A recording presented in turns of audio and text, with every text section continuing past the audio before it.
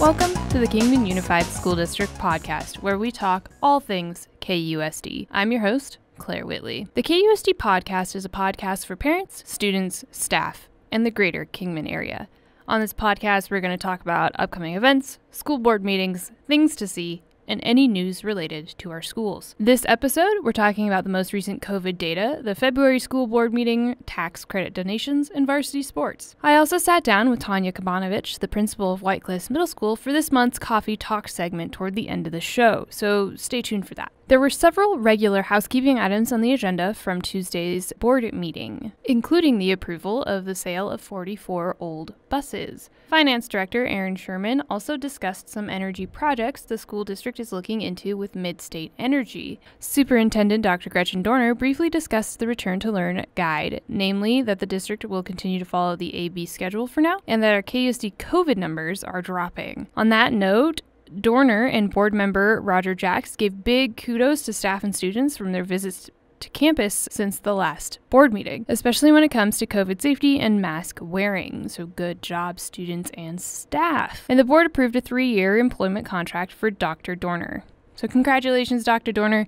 I think I speak for all of us when I say that we look forward to these next 3 years. The board graciously accepted several donations, so from all of us here at KUSD, thank you for your continued support. The KUSD COVID numbers have been updated this week. According to the most recent data, as of the time of this recording, there are 8 active COVID cases among staff and 6 active cases among the student population. That means across roughly 7,670 people in the district, there are 14 active cases, which equals less than 1% of the total KUSD population. Mojave County numbers have also changed according to the Arizona Department of Health. As of Wednesday, the county had a 16.6% positivity and over 18,000 total confirmed cases. According to Mojave County Health Department, Kingman has over 4,000 confirmed cases. There is improvement, so keep masking up and sticking to those safety guidelines. And this is the perfect time to remind all listeners that masks are required at all KUSD buildings. Visitors are asked to abide by our safety guidelines. But enough about that. Let's talk about high school sports. Winter sports are setting up to wind down this month and into next. Lee Williams is sitting pretty in their standings. As of Tuesday, the Lady Vols soccer team is ranked number 6 in the 4A conference. They have an overall record of 5-1 so far this season. Vols soccer has a 4-2 record so far this season and are sitting at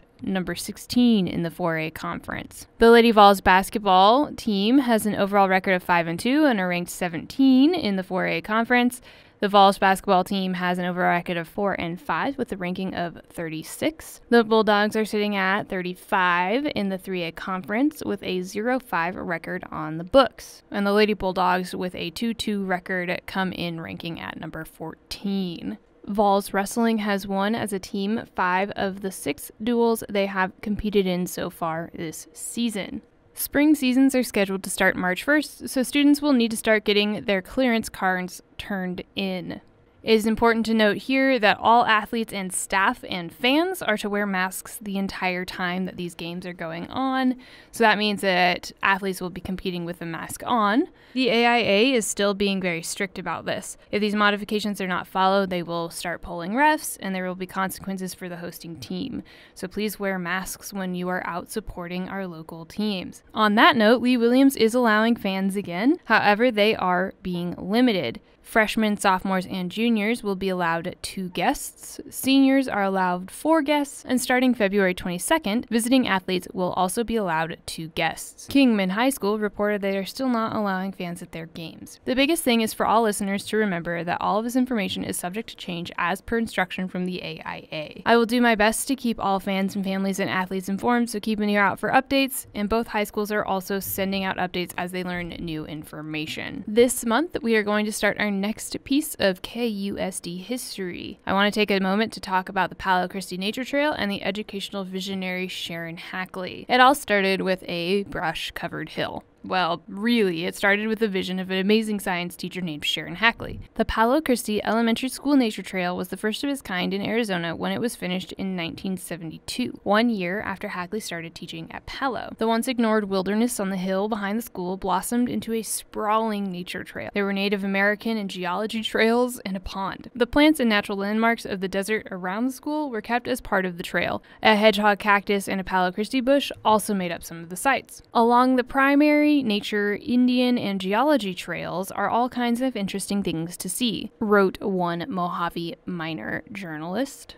Among other flora are 2 types of prickly pear cactus, Burbank spineless cactus, mistletoes, catclaw mesquite, euphorbia, ambrosia, golden rye, bladder sage, tobacco, buckwheat, grizzly bear cactus, mallow, burr sage, ocotillo, pack rat's nest, compass barrel, and lightning rock, 3 types of cholla cactus, hedgehog cactus, wildcat, rainbow cave, wolfberry, Spanish dagger, Mormon tea, pencil and diamond cholla, beaver tail cactus, and Mojave yucca. By 1978, it was estimated that 4,000 people had toured the trail. The Outdoor Planning Committee, which consisted of students, teachers, and community members, had maps and plans for 46 projects, 20 of which were completed within the first 5 years. The next major projects include fencing the nature trail and the building of another nature trail, wrote Jeff Morissette. Morissette had been on location to tour the newly opened pond in 1978. The pond was a 3,000-gallon pond stocked with leopard frogs, a tiger salamander, water dogs, 6 varieties of fish, crayfish, and several plants. It also served as a kind of oasis for thirsty desert animals. But this nature trail wasn't just a science program. Teachers used it for art and math, and even for a quiet reading period. Morissette said the guided walk through the nature trail took about 45 minutes. The trail guides were 5th and 6th grade students. In addition to those 45 minutes, the Native American trail took half an hour. The exhibit included a replica of Montezuma's castle, which was built by students. There were native dwellings, murals, and a carving in the wall. Next month, we'll dive even further into this conservation project and how it transformed through the late 70s into the 80s. One more brief note before we get into the awesome coffee talk this month, and it's every adult's favorite thing. We're going to talk about taxes. Joking aside, tax season is also the time of year to start declaring any tax credit donations. So Arizona law allows taxpayers a tax credit of up to $200 or $400 per married couple if they contribute to extracurricular activities such as sports, band, yearbook, and the fine arts. These programs depend primarily on fees from students and from the generosity of community members like you lovely listeners. Donations can go directly to the club or program of your choice, or you can allow the school or district to decide where students need it the most. Either way, you get a dollar-for-dollar tax credit on your state taxes, and students have the opportunity for a fuller education. It's really a win-win. If you are interested in making an Arizona tax credit donation, you can donate online or by taking a completed donation form to any KUSD school or the KUSD district office. For more information and taxpayer resources concerning Arizona's tax credit donation program, you can visit the Arizona Department of Revenue webpage, or you can check out the series of videos that we have linked on our own website that go into more detail about where and how your money can be spent. Thank you in advance for your continued support in your local public education system, and I promise I'll only talk about this a few more times before tax day. And now for Coffee Talks. This month I sat down with White Cliffs Middle School Principal Tanya Kabanovich.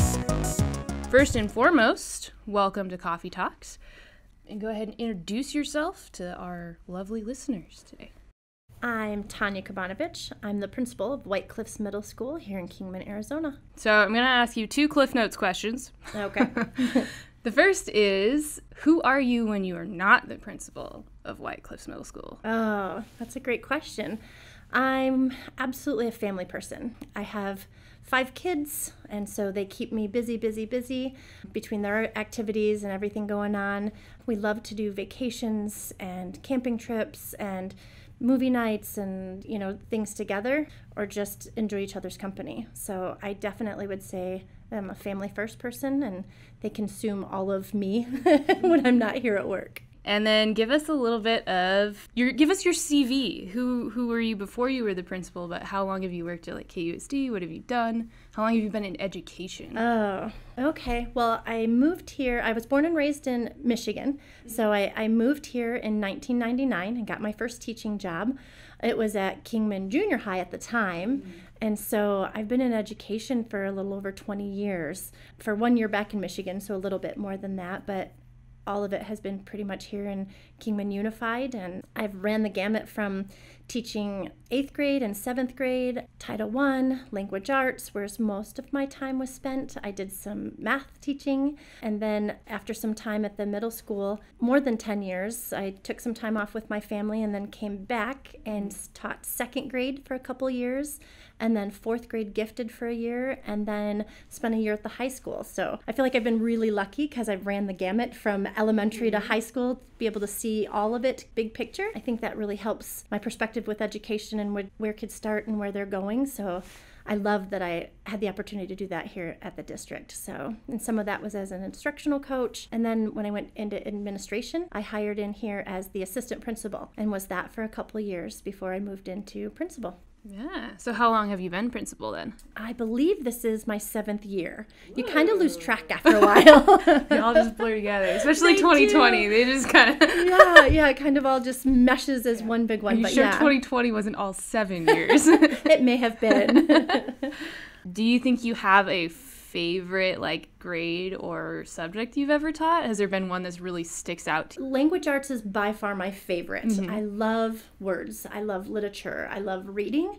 I love kids' perspective on stories and novels and characters and, how it applies to them or doesn't, or helping them have those moments of, oh, that's what that means. So definitely literature. 8th grade was probably my favorite. 4th grade, though, was a really cool year for me. I really enjoyed that age group, and being able to teach every subject at that level was really cool. Did some dissections and just a lot of really fun stuff. So I would say those are probably my 2 favorite grade levels. So we're going to go ahead and just jump on into some of these fun questions. Okay. And because you talked about literature, I'm just going to lead with, what's your favorite book? Oh, my favorite book? Oh, goodness. I love murder mystery. My favorite author, I think, is what I would have to go with, is Michael Conley.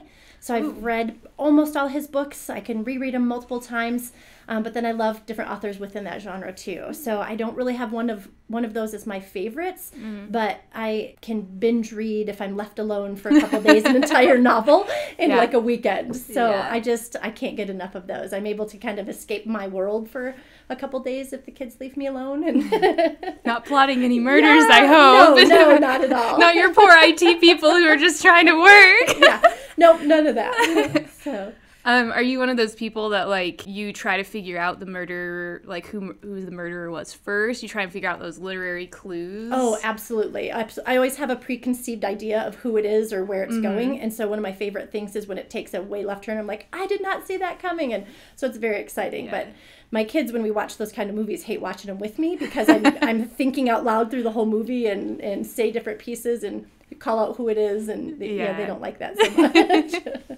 And when you reread them, is it do you remember who it is and you just enjoy the journey getting there? Or is it you've forgotten in the 2 years or whatever it's been since you read it? A little bit of both. So it is usually a year or two by the time I pick it up again, and I forget it first, and then probably about a quarter of the way through I start remembering, and so it's triggering all those pieces. But it's always interesting because I pick up different elements or clues that I didn't originally, knowing that. So that's one of my favorite things to do. Oh, I didn't catch that. I didn't even catch on to that. So here's the hint here. Yeah, so it's fascinating to see how talented authors are, I think. Right. And they have so many layers to them, and that's why I like to reread, because then I find the different clues. It's like a puzzle or a game to me. Yeah. Have you ever read any of the Scarpetta?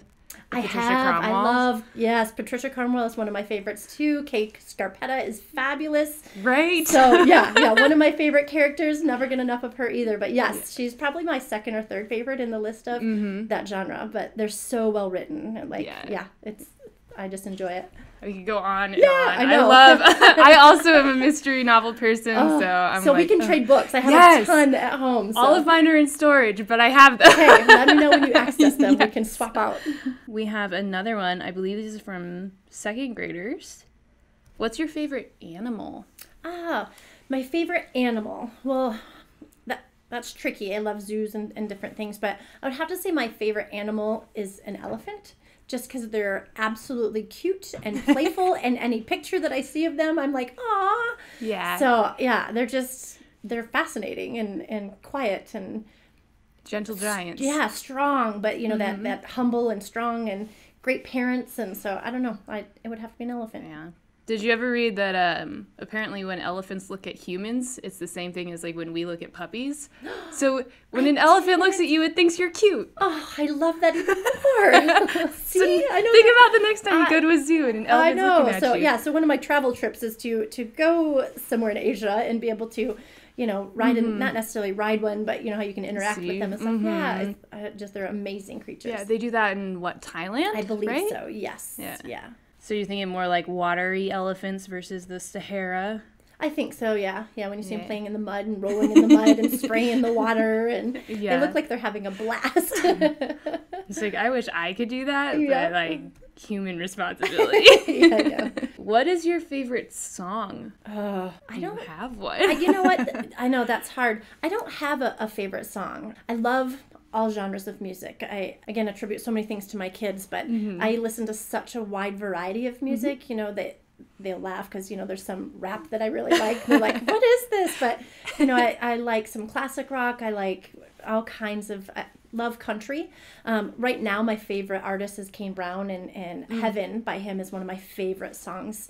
Probably has been for about 2 years. He's my favorite, but I love such a variety. I'm a huge believer in mood, and music can change how you're feeling and mood and things. And so it's really depending on what I'm feeling for the day or what the game plan is or what I need to do. So. Happy playlist. Yeah, happy playlist. Like this morning we were listening to the Top Gun soundtrack and I forgot how awesome it was. Yes. So, what is your favorite car?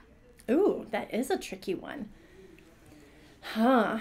What you say, car. Like 1969 Ford Mustang? Yeah, I love classic cars, but I don't have a favorite classic car. So, and I'm not a huge sports car fan. Like I love them. They're sharp, they're sleek, they're super cool. Been to car shows, but I'm more of I enjoy SUVs. I think the new Bronco is super cool.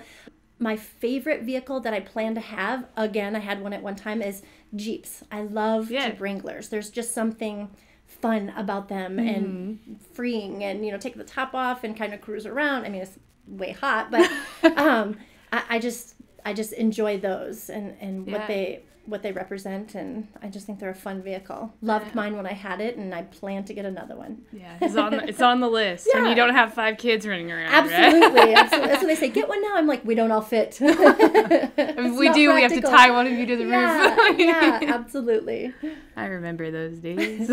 What movie do you watch over and over? Do you watch movies? Maybe is the better question. I do watch movies. And kind of like the murder mystery, I love those.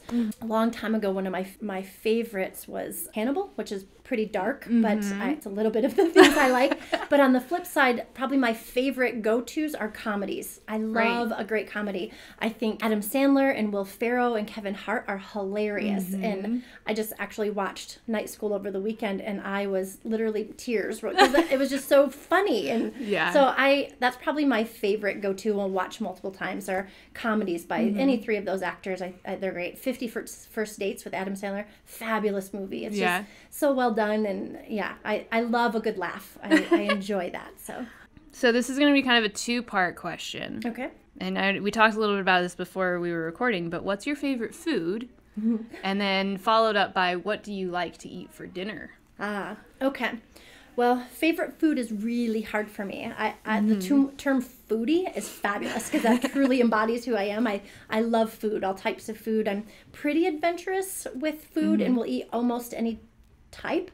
My won't cross that line though if food has a face. I cannot eat it if it has a face and is looking back at me. Sorry, no go. But I'll try almost anything. I love gyros. I love pizza. Love steak. Grew up on that. My grandparents had a farm, spent lots of time with them. So anything fresh vegetables and that type of thing. But I love pasta, pizza.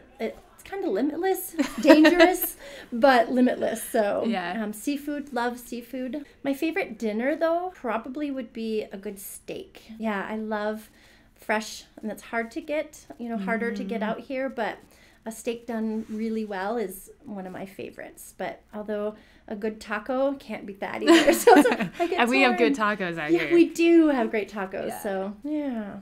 And are you one of those ones that likes it, still bleeding? Or you like slightly warmed on each side? Slightly warmed? I think it's called blue, right? Yes, I am a medium rare type person. So I had this restaurant. It was my all-time favorite, and they made a steak, and coffee is my favorite drink. My go-to has been for years. Can't let it go.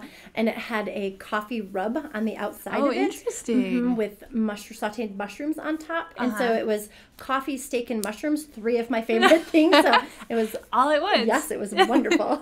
Now you get those and you add some egg and you have steak and eggs for breakfast. Perfect. And you're good. What is your favorite hobby? Oh, my favorite hobby. Probably back to reading. I just love to read. And so if I'm looking to do something, it's that. We did a garden last year. The kids and I did a garden, and I really enjoyed that. We enjoy being outside a lot. So if we can be outside just, tinkering in the yard or doing the gardening or just spending time outside, we are lucky enough to have a pool. So we'll hang out by the pool.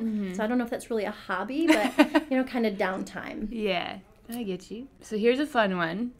Why do you like to be the boss? Why do you like to be the boss of your area? Or, I guess, do you like to be the boss? It's a double-edged sword, right? Yes. There's no right answer with that. I do like being the boss, but I like being a hands-on boss. I never left teaching because I was tired of it. I love teaching, love kids, love teaching, love education, and I love my teachers. So when I went into this role, I didn't want to lose being able to do that. So I try to take opportunities to be in the classroom when I can, visit them. If teachers will let me teach a unit, I get super excited, or a lesson. But in this role, what I have found is that you go into education because you want to impact kids, is what all of us plan and want to do, and that's our dreams. And this is my opportunity to help teachers help more kids. So I look at it as, this is my chance by helping 30 teachers, do the math on that one and multiply that by 80 kids. Yeah. So I feel like I get to impact more lives being in this role than just when I was in a classroom. So I do like that.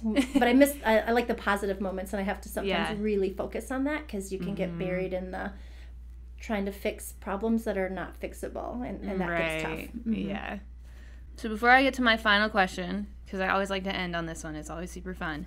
Do you have a favorite moment, like from a classroom experience, either as an administrator or as a teacher? Is there like a standout moment from any of your expansive knowledge? Wow, that is a tricky one. So far, right off the top of my head, I don't have a moment that I can pinpoint.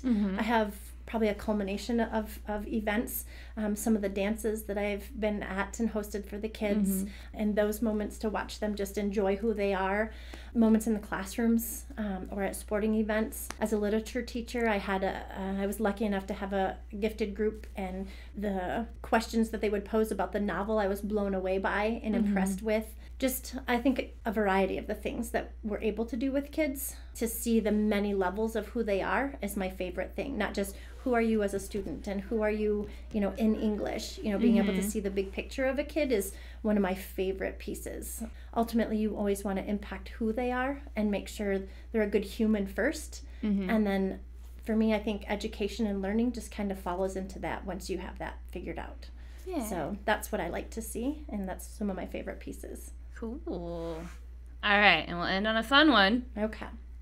What's your favorite color and why? My favorite color is teal. That's an easy one. I know. I don't have very many absolutes. Coffee and teal are probably my 2 absolutes, but teal is my favorite color for 2 reasons. The variants in teal, the shades of teal, I think are beautiful. I love turquoise. That's my favorite jewelry. And then I love the beach and the ocean and the water and the shades of blues and teals in that.